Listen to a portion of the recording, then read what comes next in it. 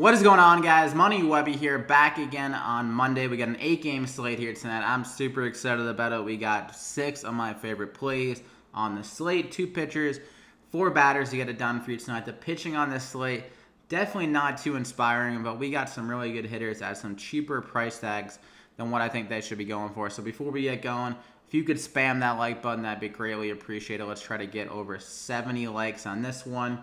And yeah, let's hop right into it. So the first pitcher, the best pitcher by far, in my opinion, is Greinke, but we have some serious weather concerns in that game. So we're going to act like there isn't currently any weather concerns, but obviously as we get closer to lock and get closer to this start time at 8:10, then we got to keep an eye on it. The good news is that this game starts at 8:10, and the guy I would pivot to is Lechesi, who's his game starts at 10:10 p.m. So you have some wiggle room there.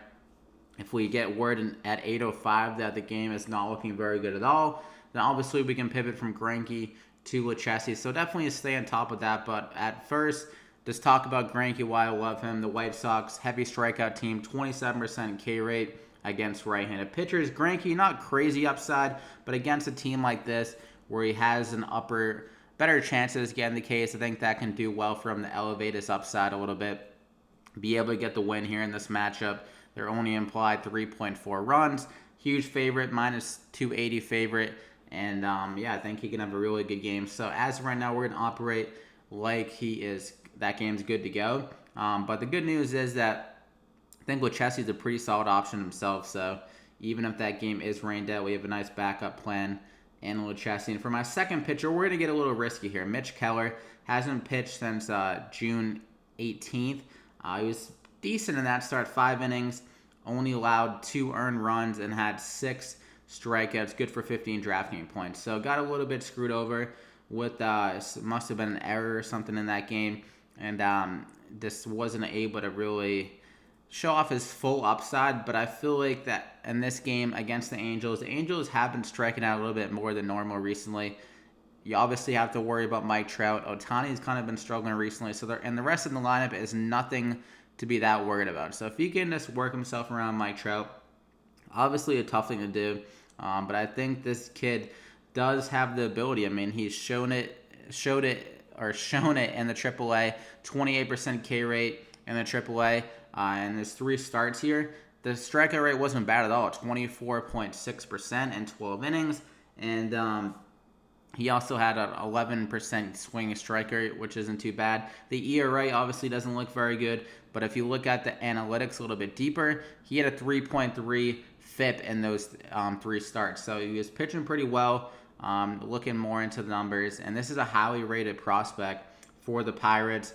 And if he can bring his ace up here in this spot, then I think he can have a solid little start. So I'm going to go ahead and lock him in there as my second guy. I feel like he is one of the few pitchers on this slate that does have some solid strikeout stuff. A lot of these other guys, I don't see how they really reach that big of upside. So for my first hitter, though, I'm going to go with Bo Bichette at 4,500.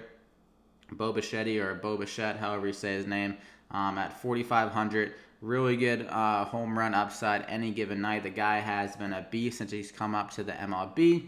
And 14 games, has 4 home runs, 367 average.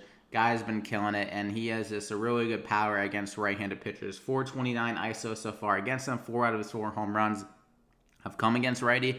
He's a 43% hard contact in those at-bats.